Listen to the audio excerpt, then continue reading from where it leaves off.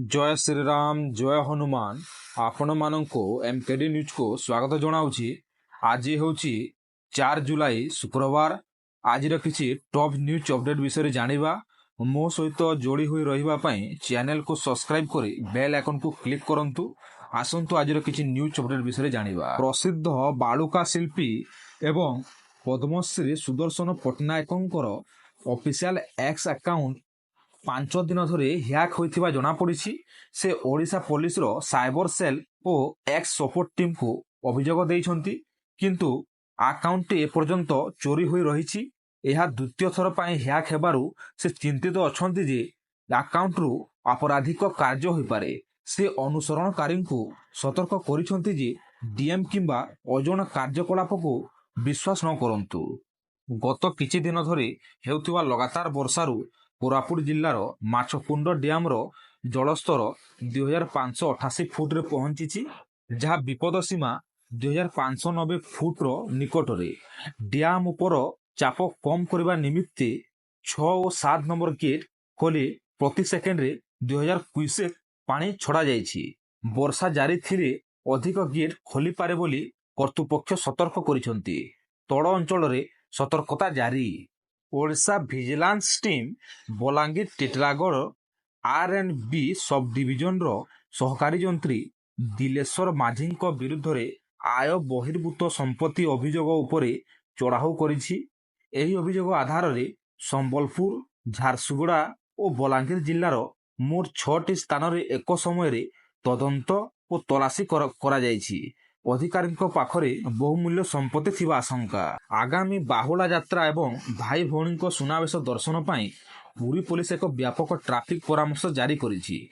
तीर्थयात्री विपुल आगमन को परिचालना करिबा, बाधा को कम करिबा एवं पवित्र पुरी शहर को आसुथिबा तीर्थयात्री पाई एक सुगम अनुभूति प्रदान करिबा पाई परामर्शदाता शहर रे 4 चकिया, 2 चकिया एवं शटल सेवा पाई संरचित परिवहन योजनार रूपरेखा प्रदान करिछि। एहा व्यतीत बाहुड़ा यात्रा एवं सुनावेश दर्शन समय तीर्थयात्री एवं जानवाहन चालक मानकु सहायता करिबा लागि एक हेल्पलाइन नंबर 067522323951 प्रचलन करा जाइछि। एही हेल्पलाइन समस्तंको पाई एक सुगम अनुभूति सुनिश्चित करिबारे सहाय्य करी प्रश्न और अभियोग एवं नाविगेशन रे सहायता करिवो। ओडिशा सरकार बुधवार दिन आईएएस अधिकारी देवाशीष सिंह को साधारण प्रशासन एवं साधारण अभियोग जीए एंड पीजी विभागर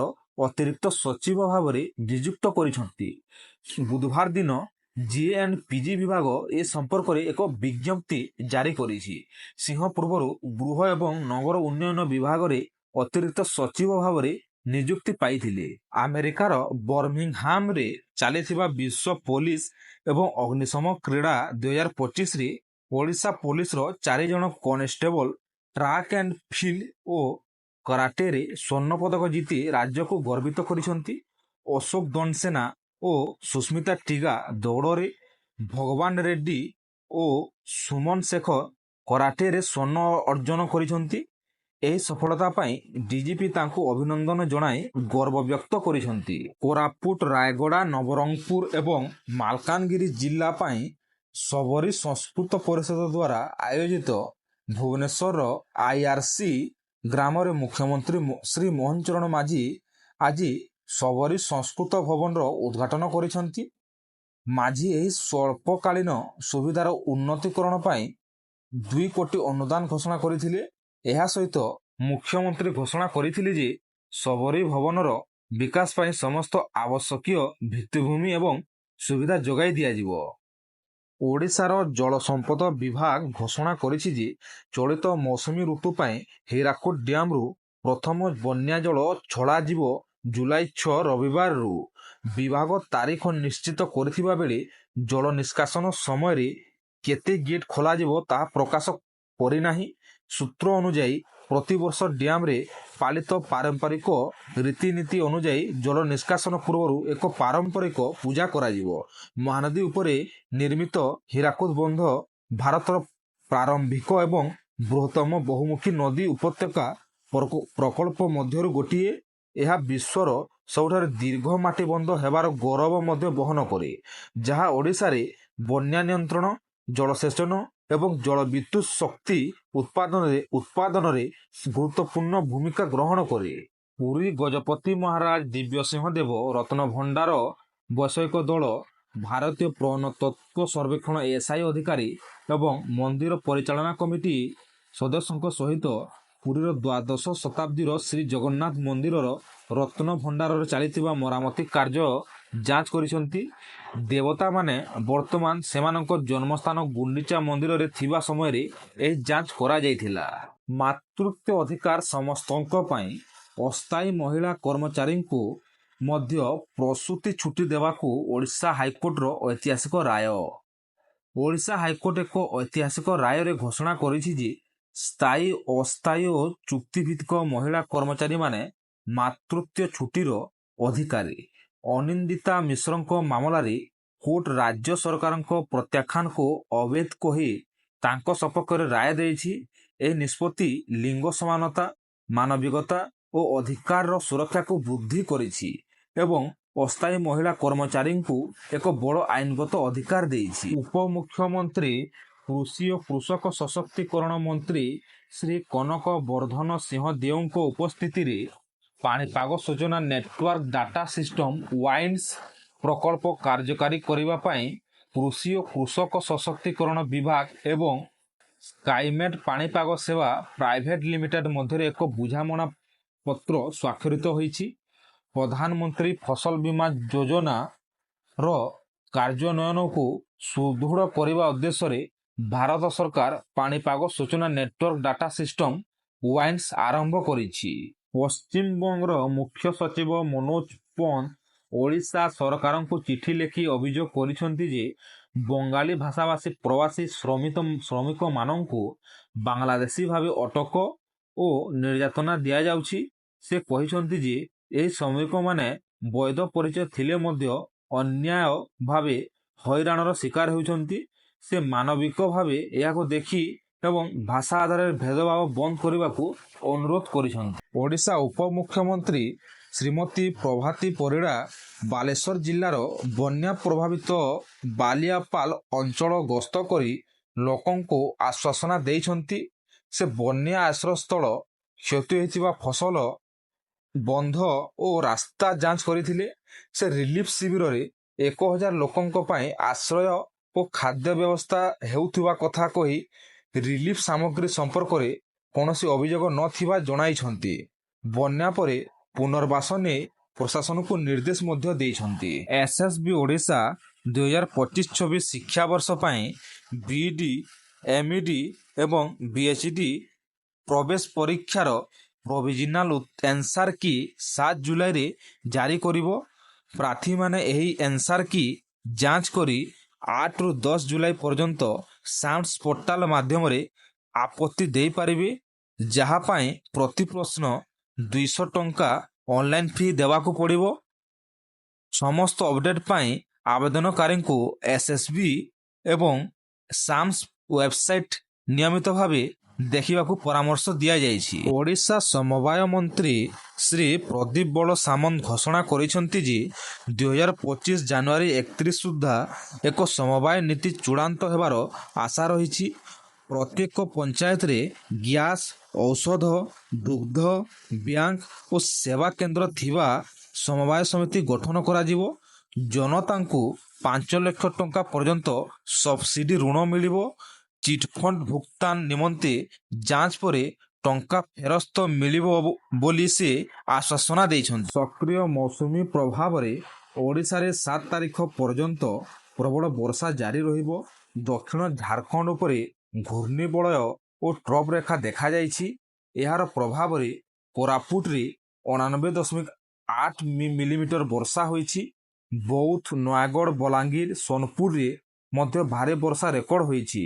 ସୋନପୁର, ବରଗଡ଼, ବୌଦ୍ଧ, ବଲାଙ୍ଗୀର, ନୂଆପଡ଼ାରେ 30ରୁ 40 କିମି ବେଗରେ ପବନ ଓ ବର୍ଷା ପାଇଁ ୟେଲୋ ୱାର୍ଣ୍ଣିଂ ଜାରି। 4 ତାରିଖରେ ମଧ୍ୟ ଏହି ଅଞ୍ଚଳଗୁଡ଼ିକରେ ବର୍ଷା ଜାରି ରହିବ। ମହାରାଷ୍ଟ୍ରର ତଡ଼ବା ଅନ୍ଧାରୀ ବନରୁ ଶିମିଳିପାଳକୁ ଆସିଥିବା ବାଘୁଣୀ ଜିନତ ଗର୍ଭବତୀ ଥିବା ଜଣାପଡ଼ିଛି। ସେ ଆସନ୍ତା 100 ଦିନ ମଧ୍ୟରେ ଶାବକ ଜନ୍ମ ଦେବାର ସମ୍ଭାବନା ରହିଛି। T12 ବାଘ ସହ ମିଳନ ପରେ ତାଙ୍କର ସ୍ୱଭାବରେ ଧନାତ୍ମକ ପରିବର୍ତ୍ତନ ଦେଖିବାକୁ ମିଳିଛି ଏବଂ ସେ ଅନ୍ୟ ଜଙ୍ଗଲକୁ ପଳାଇ ଯିବାକୁ ଇଚ୍ଛା କରୁନାହାନ୍ତି। ତାଙ୍କ ଉପରେ ଏକ ଡାକ୍ତରୀ ଦଳ ନଜର ରଖୁଛି। ଏହି ଘଟଣା ବାଘ ସଂରକ୍ଷଣ ପାଇଁ ଏକ ଗୁରୁତ୍ୱପୂର୍ଣ୍ଣ ସଫଳତା।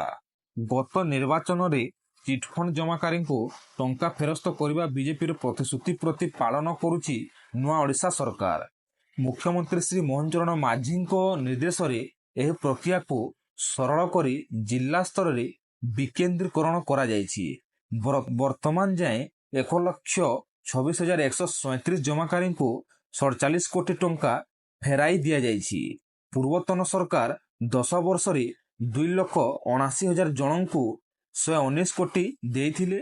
ଏବେ ଆସନ୍ତା 3 ରୁ 4 ମାସ ମଧ୍ୟରେ ଆଉ 5 ଲକ୍ଷ ଜମାକାରୀ ଟଙ୍କା ପାଇବେ। ପାକିସ୍ତାନର ଉପଦେଷ୍ଟା ରାଣା ସନାଉଲ୍ଲାହ କହିଛନ୍ତି ଯେ ଭାରତର ବ୍ରହ୍ମୋସ ମିସାଇଲ ଆକ୍ରମଣ ବେଳେ ପାକିସ୍ତାନ ନେତୃତ୍ୱ ଚିନ୍ତା ଭିତରେ ଥିଲା। 30 ରୁ 40 ସେକେଣ୍ଡ ମଧ୍ୟରେ ନିଷ୍ପତ୍ତି ନେବା ଦରକାର ଥିଲା।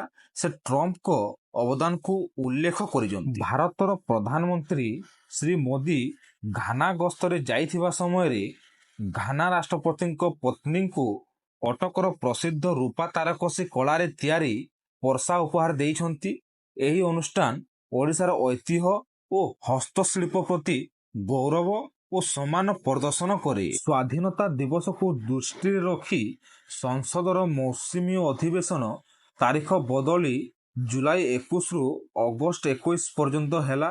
ଏଥିରେ ଗୁରୁତ୍ୱପୂର୍ଣ୍ଣ ମୁଦ୍ଦା ଉଠିପାରେ ବୋଲି କେନ୍ଦ୍ର ସୂଚନା ଦେଇଛି।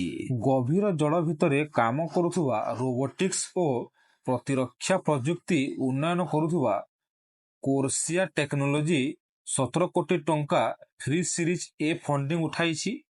ଏହି ଧନରେ ରାଉରକେଲାରେ R&D କେନ୍ଦ୍ର, ଭୁବନେଶ୍ୱର ଓ ବେଙ୍ଗାଲୁରୁରେ ଉତ୍ପାଦନ କାର୍ଯ୍ୟାଳୟ ଖୋଲିବ। AUAV, ସୋନାର ସିଷ୍ଟମ ଓ ସ୍ୱାମ୍ ପ୍ରଯୁକ୍ତି ବିକାଶ ମଧ୍ୟ ହେବ। ରୋବୋଟ ପୋଲ ଡ୍ୟାମ ତଳ ଯାଞ୍ଚ ଓ ପ୍ରତିରକ୍ଷା କାର୍ଯ୍ୟରେ ବ୍ୟବହୃତ ହେବ। ଏହି ଷ୍ଟାର୍ଟଅପ୍ ଗଭୀର ଗବେଷଣାରେ ଲିପ୍ତ। କେନ୍ଦ୍ର ସରକାର ଶୀଘ୍ର GSTରେ ହ୍ରାସ କରିବାକୁ ଯାଉଛନ୍ତି, ଯାହା ଫଳରେ ଟୁଥପେଷ୍ଟ, ସାବୁନ, ପୋଷାକ, ଘିଅ, ଜୋତା, ସ୍ନାକ୍ସ ପରି ନିତ୍ୟ ବ୍ୟବହାର ଜିନିଷ ଶସ୍ତା ହେବ।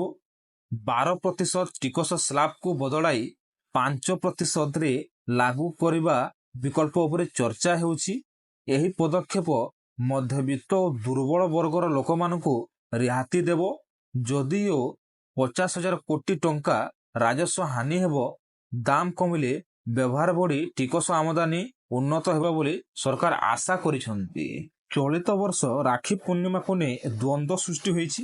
କିଛି ଲୋକ ଅଗଷ୍ଟ 8 ତାରିଖକୁ ଶୁଭ ମାନୁଛନ୍ତି, ଯେତେବେଳେ ଜ୍ୟୋତିଷ ଅନୁଯାୟୀ ଶ୍ରାବଣ ପୂର୍ଣ୍ଣିମା ତିଥି ଅଗଷ୍ଟ 8 ରାତି 2ଟା12ରୁ ଅଗଷ୍ଟ 9 ରାତି 1:24 ପର୍ଯ୍ୟନ୍ତ ରହିବ।